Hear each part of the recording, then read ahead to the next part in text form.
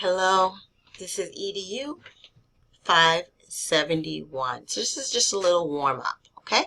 So let's get started. Okay, so we're going to test your knowledge.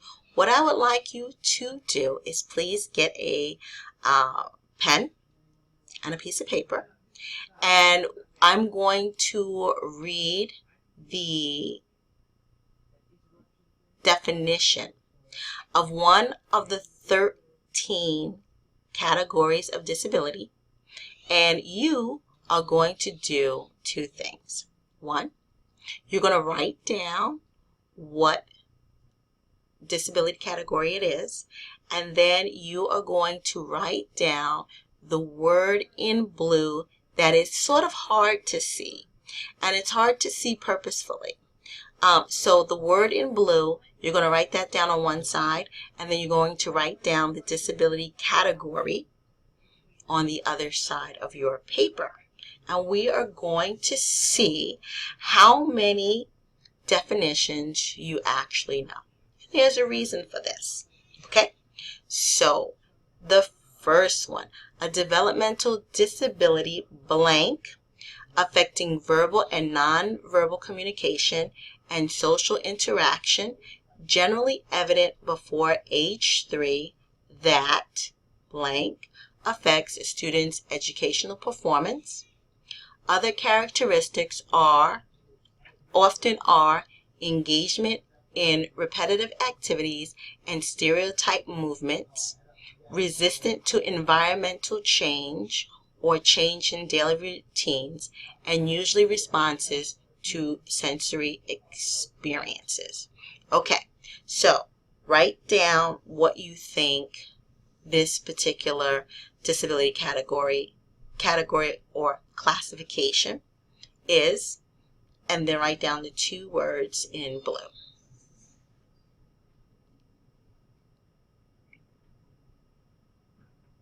Okay, so do you have the disability category out of the 13?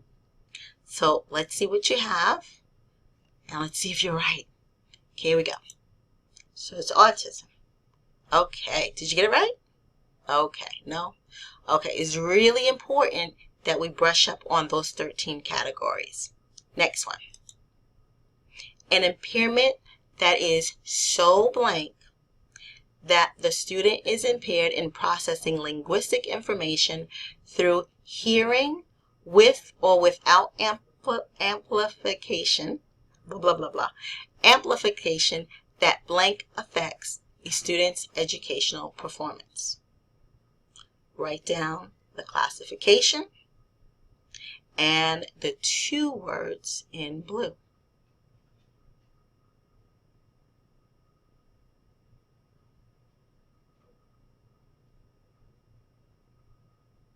So let's see what you got. Deafness. Okay, that's 2 down. Next one. Concomitant hearing and visual impairments, the combination of which causes such blank communication and other developmental and educational needs that they cannot be accommodated in special education programs solely for students with deafness or students with blindness.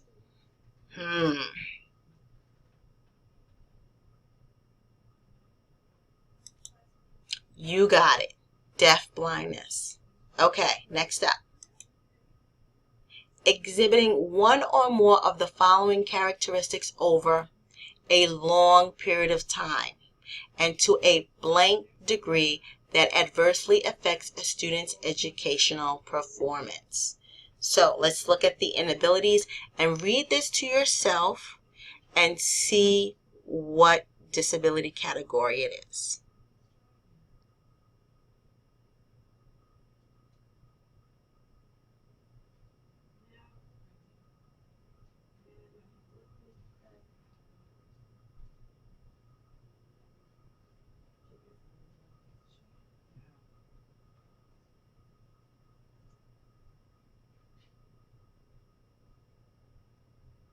Thoughts? So which classification is this? Write it down.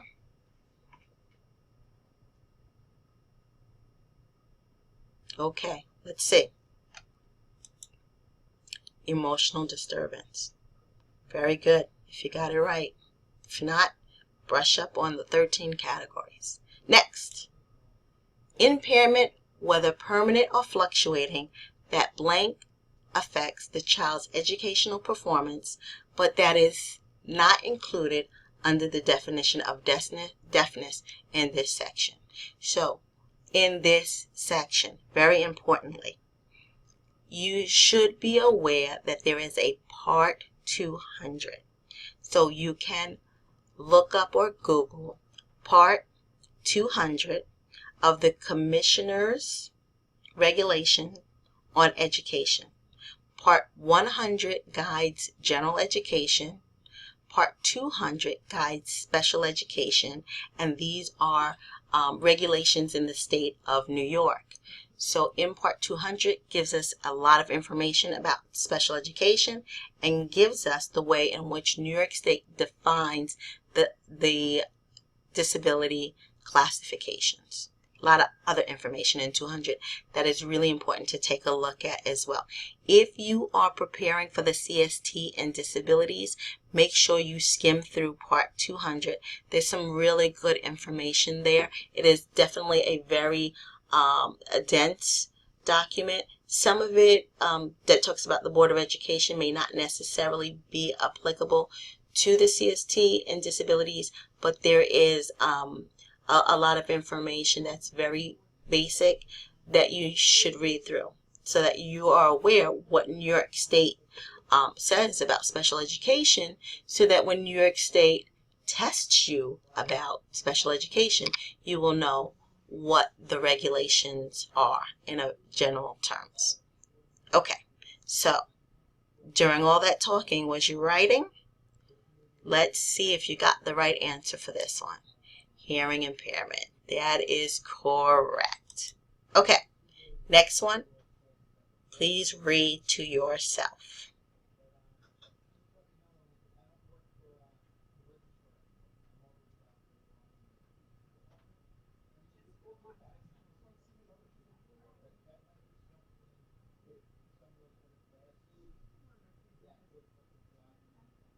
So you know this one because this one is the most common disability, which is a learning disability.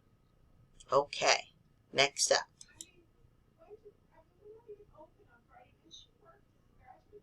Significantly blank, general intellectual functioning, existing concurrently with defects in adaptive behavior and manifested during the developmental period that blank affects a student's educational performance. And that is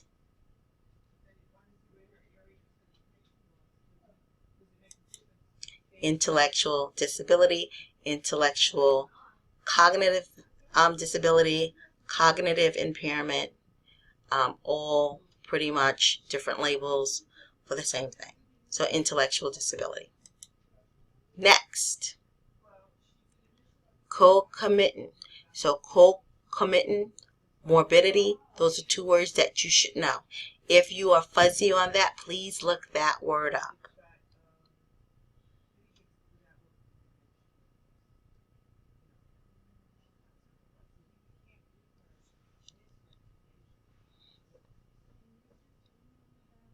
Okay.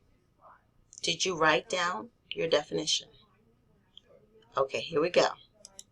Multiple disabilities.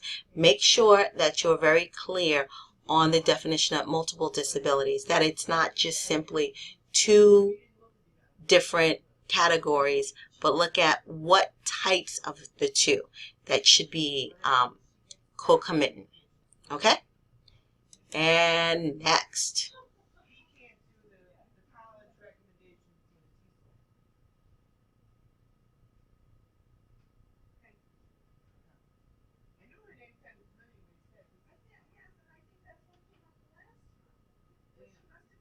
This one is a little difficult. Students usually get this confused with a different category. Okay, kind of focus the examples. Clubfoot, absent of some member, meaning like a digit, a toe.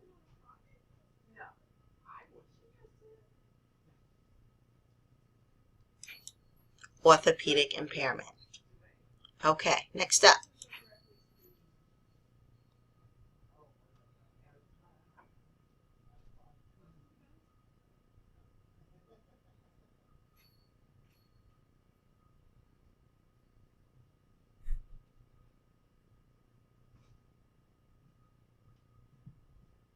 So look at how this takes in so many other conditions. If it takes in so many other conditions, it could only be, don't forget to write down the words in blue. It could only be other health impairments. So there are things that we can't capture in the other 12 that are under the regulations. And so you saw an example of some. There are other health impairments. Okay, next one up.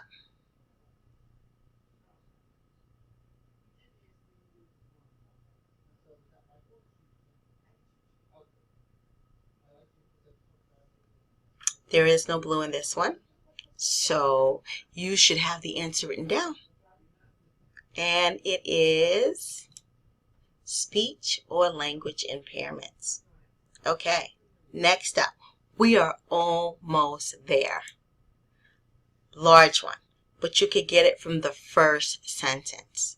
Acquired injury to the brain caused by an external physical force or by certain medical conditions.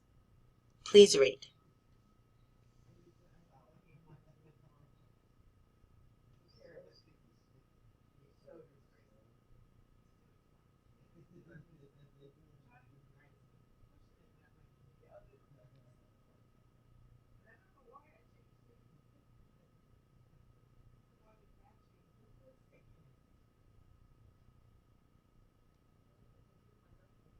Don't forget to write down the words in blue. Okay, so I think you got this one. What did you get? TBI. Okay. Next one, including blindness, means an impairment in vision that even with correction, blank affects a student's educational performance.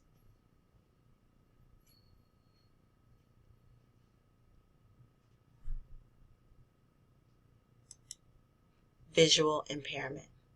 Okay, count how many you have. We're almost there. Okay, next up.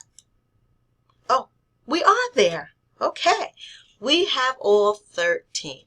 So now look at how many words are in blue.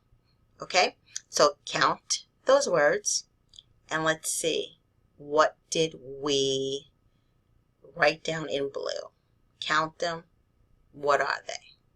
So I think there were blank number of words. How many words did you get? Okay, so here's an example in blue. Significantly, adversely, severe, marked degree, sub-average, limited, moderate. There were some other words there too, so maybe I'm missing one or two. So I want you to think, what does these words have in common? I also want you to think, what does these words have in common that's related to assessment? Let's give it a minute. Or let's give it a few seconds. What do these words have in common? And how does that relate to assessment? Okay. Well, I see significant, adverse. So severe, marked degree. So let's see.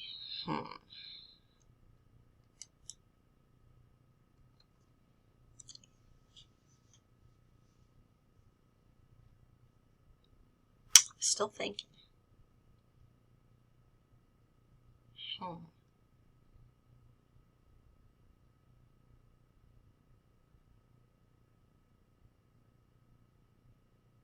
So, any thoughts? Let me just see what's on the next slide. Oh, it's blank. Let me go back.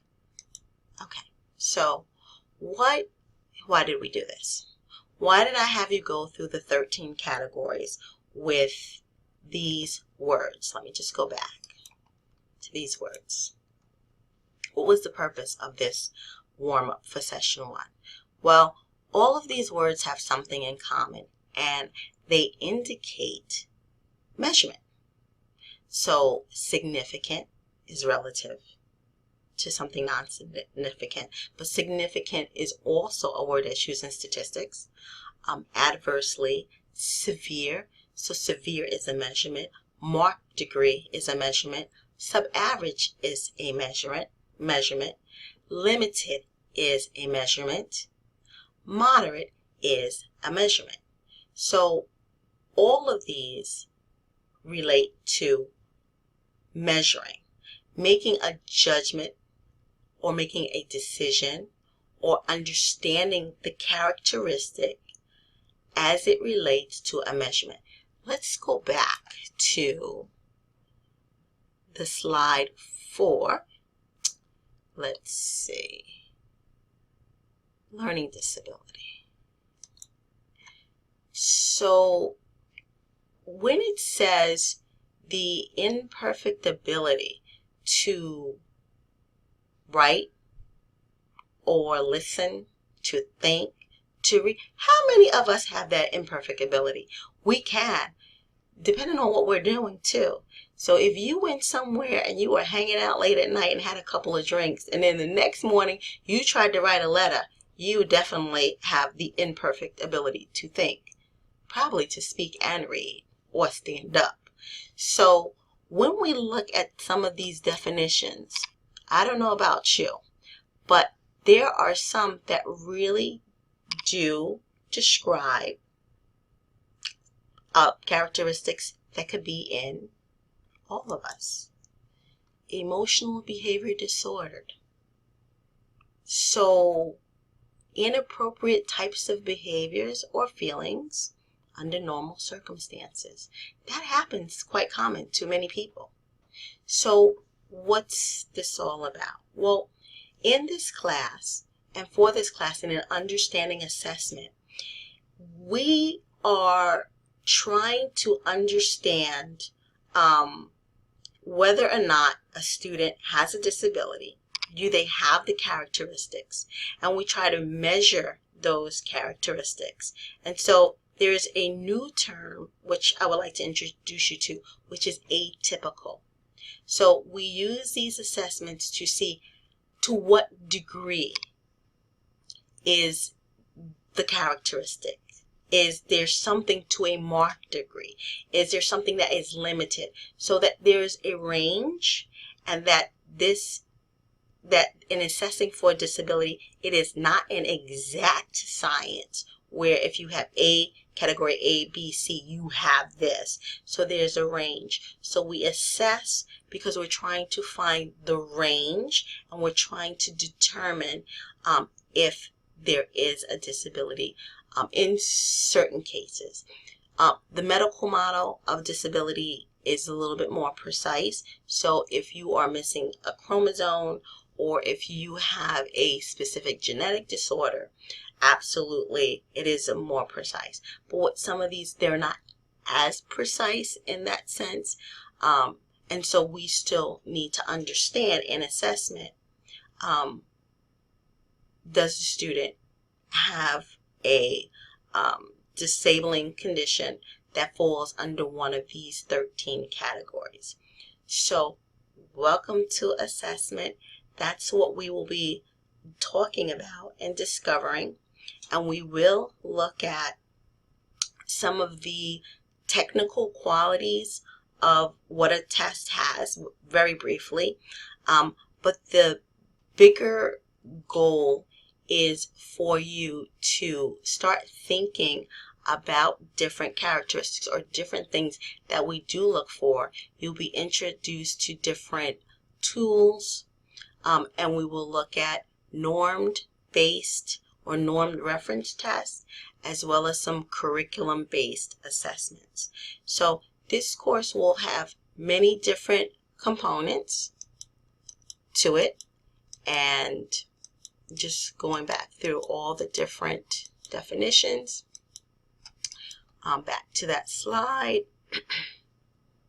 Let's see, here we go, where we are starting to understand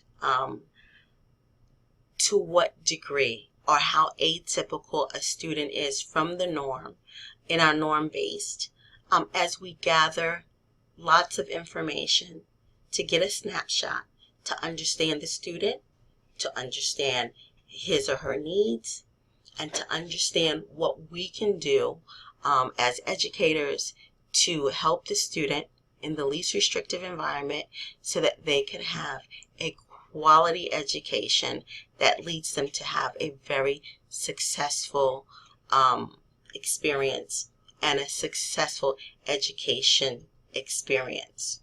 So thank you, and I will see you next time.